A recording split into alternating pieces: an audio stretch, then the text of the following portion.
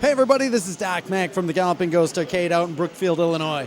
It is May 15, 2017, and we are here today for another Monday mystery game, this time number 594. We are getting ever closer to number 600. Last week we put up Bank Panic from Sega and Bally Midway, which was a huge success. So we've kind of decided, as we're drawing so close to number 600, we really want to knock each one of these out of the park and just have a really great game that it's either going to be ones that people have requested a ton or are outrageously rare or just have just a little bit more heavy impact to everybody. So without further ado, we're going to tear right into this. We're going to summon forth former Gamer of the Year, Pete Hahn, up to the front, and going to get right on unveiling number 594. I do need to take a second and say thank you to everybody that made it to our swap meet this weekend. It was definitely a lot of fun. We sold a lot of great stuff. All that money will be going right back to the arcade to help make it bigger and better. As we get closer to number 600, we're very close to starting our next expansion, going into the fourth building here. And we'll be definitely adding a lot of amazing games. Definitely, first and foremost, thinning out a lot of the tight areas and bottlenecks within the arcade. So we are very anxious for that. And, of course, adding more games. And I believe we'll get to 1,000. It'll be unbelievable. But without further ado, we've got so many of our great regulars here. I see our current Gamer of the Year, Pete Gores, Brian Schillo, Chris Plackey, and former Gamer of the Year, James White, the Great White Shark. Jamie Tibbetts is here somewhere, so great full house here. But without further ado, let's unveil today's 594th Monday mystery game, and the game is none other than Kubrick Cubes, released from Milestar in 1983. Our cabinet, recreation cabinet, it's actually an original Gottlieb cabinet. We've got the original marquee. The bezel was actually reproduced by This Old Game, which they did an excellent job with the reproduction art. Side art, control panel, front control panel art. Our very own Brandon Diaz has actually recreated that. It is picture perfect. So it is an excellent, excellent cabinet. We'll take a bunch of pictures of it pulled out so everybody can see it, take a look at it. And we have none other than the game's creator, Jeff Lee here, creator of Kubert, to share a few stories on the game with us. Thanks, Pete. Hey, Doc, look at this, will you? Jeff Lee for being here today at the unveiling. We are so fortunate to have legendary game designer, game creator, artist Jeff Lee here, who has been so great here at the arcade and shared so many stories with us and helped with our arena project and so many other things. And just awesome to have you here today and part of the unveiling of Kubrick Cubes. It's my pleasure, Doc. Am I on here? I'm not hearing anything. Seems to be. You are good. Okay, I'm not hearing nothing, but yeah, well, you're very kind to ask me out here. It's great that you restored Neil Bernstein's Kubrick Cubes, I should add. Neil deserves much, if not most of the credit for this. There he is, NAB, Neil A. Bernstein. He lives down in Texas these days, a graduate of Northwestern University. I'm not sure whether we were his first job out of college, but he came out and he was tasked with the sequel to Kubert, and Neil designed a completely original game using some of the same characters, and a number of new members of the menagerie, which I mostly designed. We got the rat, Rat-a-tat-tat. We got Sheldon the turtle, and then there's these little things, the gobblers. There's these little trampoline dudes. I forget their names offhand. But of course, Kubert's the same, and there's a couple characters kind of look like Slick and Sam from the old game, but they've been rounded out. Sam was named after Sam Russo? Sam Russo, right, who programmed Three Stooges. Yes. So this is kind of a tic-tac-toe game. The cubes turn in space instead of turning the colors, but there still is color matching going on, and you don't want to fall off the rack and jump to your doom. He gives everything here. You got to match 3 sides to target cube to get your tic-tac-toe, and then you move on up. There's like bonus rounds and all kinds of stuff in here. So I hadn't played this game in a real long time. It's pretty rare. I'm not sure how many were made. A lot of them probably got converted to other machines, and so it's fantastic that you've got this here. It really is. How long was it in development? Do you remember? Or? I don't recall offhand, but these projects back in those days, there was typically one programmer, maybe someone else doing some support, and then usually one artist, usually me, doing the graphics on screen here. So it was usually like 9 months, just like a human gestation. 9 months to a year to turn out a game at that pace. Did you have any input on the the actual game design, or? I'm thinking this was pretty much all Neil. Yeah. Somewhere I have his design document, which describes the basic action. It's kind of in proposal stage. I'll bring that for you sometime. Oh, that'd be excellent to see. And we can make some copies and maybe hang it up. That would be tremendous. Above, so give people some insight what was going on with Neil. Very cool. Neil also did another game, which was never released. I believe it's on MAME. It's called Nightmare. Nightmare, yes. With a K. K-N-I-G-H-T, Mare. And I had completely forgotten about that game, mainly because I had nothing to do with it. At that point, we had hired some other artists, and Terry Dorzaf, who did a lot of our cabinet art typically. I'm not sure this is actually Terry's work, but like the original Kubert cabinet, that was all Terry, and Terry did the video graphics for Nightmare. It was his first and only outing in that realm. So how playable Nightmare is, I'm not sure. You have to get a hold of a Gottlieb board and upload everything and see what we can do with it. But that was Neil's other game, which never saw the light of day. Maybe it'll see the light of day here at the Ghost. I hope so. I hope so too. But thank you so much. Again, it's so amazing to see a game that you worked on and helped create here, and can't wait to get all of them in a row. And let's summon forth former Gamer of the Year, James White. James White. Hey, James White. James White, have you played Kubrick Cubes before? On the Atari VCS, actually. But the arcade version? Arcade version. I have played the Atari VCS version, 2600 version, a very long time ago. I never saw the arcade version, but my God. Are you excited to play this? I'll give it a shot. I remember the VCS version, I remember a lot. I'm not getting any spoilers away, but I remember Atari Cubes and other stuff. But this should be interesting. All right. James White, ladies and gentlemen, let's see how he does.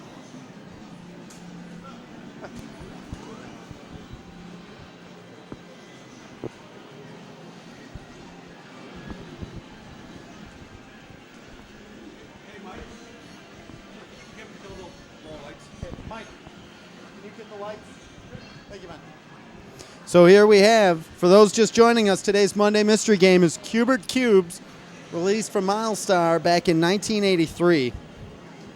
Ours is a dedicated cabinet. We have full artwork on it.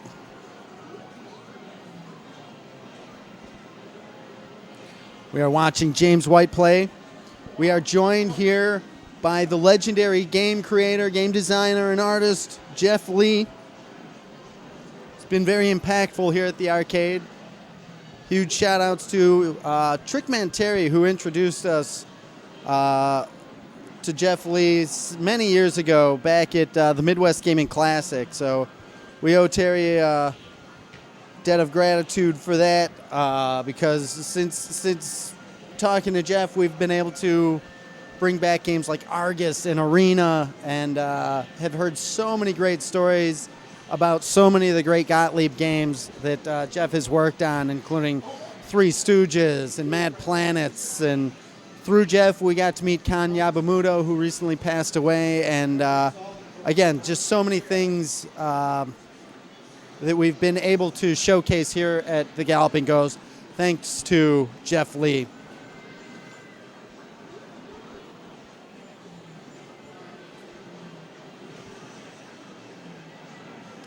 So definitely, and also thanks to, again, Trickman Terry, one of the owners of Pixel Blast out in Lisle. So go check them out over there, because definitely a great arcade. Check out their Facebook.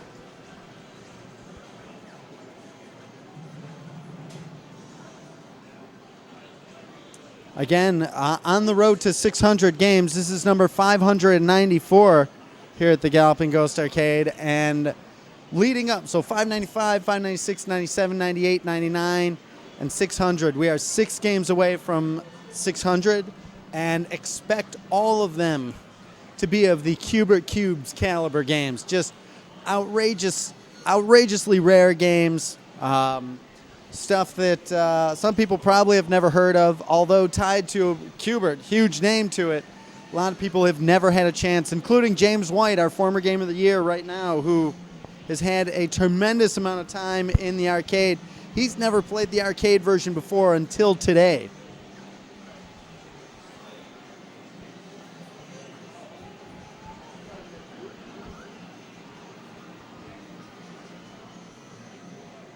There's a couple other interesting things in the works going on with Kubrick Cubes, but we're not at liberty to talk about them yet. But even after today and after this week, we may have some more Kubrick Cubes information coming, which will be pretty cool. As when we released the Arena cabinet not too long ago, or the write-up is about the Arena release, we mentioned that we do have an unreleased prototype version of Qbert that we've yet to test and find out the exact differences. But the person that we got them from said that it was unlike any version of Qbert, the way that the characters moved and the sequence that they followed. So anxious to be working on that in the near future too.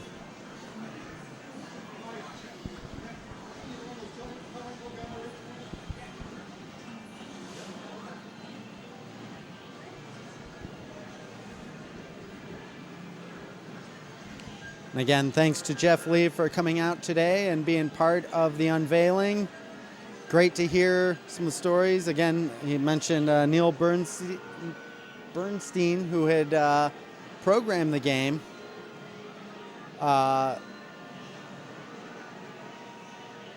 Having his take on the original Qbert. Great to be able to put names behind the programmers and such. Also mentioned that David Thiel did the audio and sound work for this. David Thiel worked on so many great games.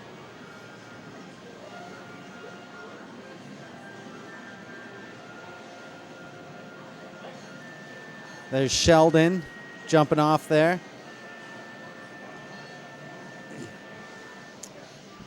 Were there any stories about how some of the characters were named? Like you mentioned Sheldon and... Well, Sheldon's, of course, an easy name for a turtle. The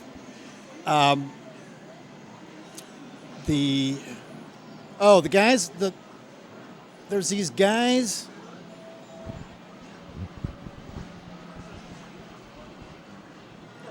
Green guys, we call them the shoe bobs because they had big feet. And there was shoe bob or shoe bop was some catchphrase my younger brother used. Him and his friend Mike had like dozens of catchphrases. A lot of them came from TV or popular music, and a lot of them they just made up or they mutated from other uses. And one of them was this Oogum Shoe Bop. It's something they used to say among themselves. And Oogum came from a song called the Oogum Boogum song. And I don't know where they got Shoe Bop from, but when I designed that character, this was years later, I thought, oh, Shoe Bop. So that's where the name for that came from. Rat-a-tat-tat, just a name I came up with for the rat. Again, it's pretty much a pun, right? The hoppers, just because they hop, I guess. You know, they're the guys with the two eyeballs, like ping pong eyes on top. And the umbrella, or the trampoline brothers, I don't know if they had a name. I'd have to look at my notes for that. You know, unfortunately, this game wasn't around long enough, or the company wasn't around long enough to do all the crazy merchandising they did with the original Cubert. So if that had happened, we probably would have worked a lot more on these characters, given them all names beyond just these names I don't think even appear in the game. I'm not sure in the track mode there's much there to identify these characters. Do you recall when you were putting it together? We may never get a chance here if James White has his way with this game here. He could be on here for hours, right? How many lives he got left? He still has 2. Oh, okay. Yeah. So, but I definitely have at home a manila folder for Kubrick Cubes. It's full of stuff. Like I say, Neil's design document, the rough drawings, a number of which went into the coloring book that I was just checking that over there because there's probably half a dozen different characters from that game in the coloring book. Because, you know, a lot of them were pretty nice finished drawings, you know, suitable for coloring, and then some were in pixelized form. Like the villains here that instead of Wrong Way and Ugg, we got the same sort of thing going on. There's like a little devil and there's a bird. And I don't remember if we had names for those characters or not. I'm going to have to consult the file. Well, and we have, it's great that you've created new artwork for people that you can pick up here at our front counter. We have a lot of it on display around the arcade. You've done the Retro Gamer Sprite coloring book that you can pick up here. You've got the Kubrick coloring book with a Q, which you can pick up here. I know Pixel Blast also has that. Right, they do. And several unreleased Kubrick characters on, I believe those are those 11 by 17 prints? Yeah, something like that. Or, yeah, thereabouts. Yeah, those were characters that were never used in the original Kubrick.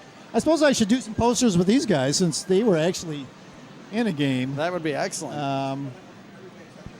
That would be worthwhile. Maybe some small prints. That'd be great. Featuring them with this different kind of cube setup here. Well, it's so odd that there's so many games that James White has played. To have him have a game of Kubrick Cubes he's never played in the arcade. So I'm glad you're documenting this occasion for him. Absolutely, absolutely. Now, these streamings you make, can people download them? Yeah, we put them on YouTube. Okay, so all right. So this James will probably add this to his collection, For sure. particularly if he gets you stream him in a high score. I guess he will have the high score here, regardless. Yes. At least initially. Out of the box, absolutely. Well, for those just joining us, today's Monday mystery game is Kubrick Cubes, released from Milestar back in 1983. And we are joined by the artist Jeff Lee, creator of Kubrick, for today's unveiling. And we are watching James White on his first playthrough. I would add Neil Bernstein's take of Kubrick, the sequel to the original Kubrick. Entirely different game, though. Now, Warren Davis also did a sequel to, well, I don't know what you would call it. His harder, faster, more challenging Kubrick. It's a sequel in a way, but it's more of a director's cut because that is the game that is Warren intended to be in terms of difficulty settings. As he said, harder, faster, more challenging. So maybe one of these days that will appear here at the Galloping Ghost. A very rare game indeed. I could see that in the future. Yeah. Did they make him scale the difficulty back? Yes. Just due to testing? And I think so. Well, whether it was testing or it's just the boss's gut, I'm not sure. Yeah. You'd have to ask Warren about that, which I'm sure he'd be glad to enlighten you. I haven't talked to Warren in a little while, but he had said his New Year's resolution was to start writing a memoir. So That'd be excellent. I started some years ago with a memoir, and I went to enlist Warren and some other people, and of course they're all very busy with life, and some really prefer to have other people do it. Warren was hemming and hawing, and he decided this year he would This is the year. get to it. Yeah, right. So whether he's engaged in that or not, I cannot say. You'll have to ask him. Maybe he'll chime in on this if we. That would be excellent. There's a Facebook posting or something. We've been. He's a friend of the Galloping Ghost, right? I believe so. Yeah. Okay. So he must see this stuff. We've had him out for. Did he come out for the arena? Or the Argus okay. release? There's those little shoe bobs. No, I don't think he was out here for that for NARC. I think it was the last time. Was he was that the here. last time he was out? Yeah. Well, he was briefly in town at the time of the last fall. The time of the pinball expo. Right. But I don't know if he got out here to the Ghost. But I did see him up at that expo. Okay. I got together with him and David Thiel, rare appearance here in Chicago, and Jim Weiss, who was our. He designed some hardware. Typically, though, he wrote utilities for us to use, and but he did design some of the early hardware. I think on Caveman. And Pinball? I think he might have designed the soundboard too. Okay. Early soundboard. I'm not absolutely sure off the top of my head, though.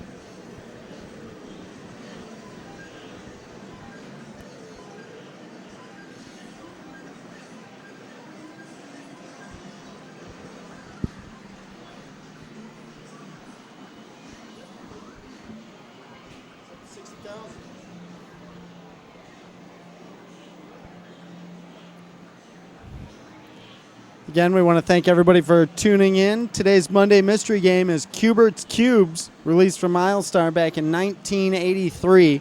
Ours is an original dedicated cabinet. Some of the artwork on it is reproduction, but all the same, an original dedicated cabinet. And we are joined here today by none other than the legendary Jeff Lee, creator of Kubrick.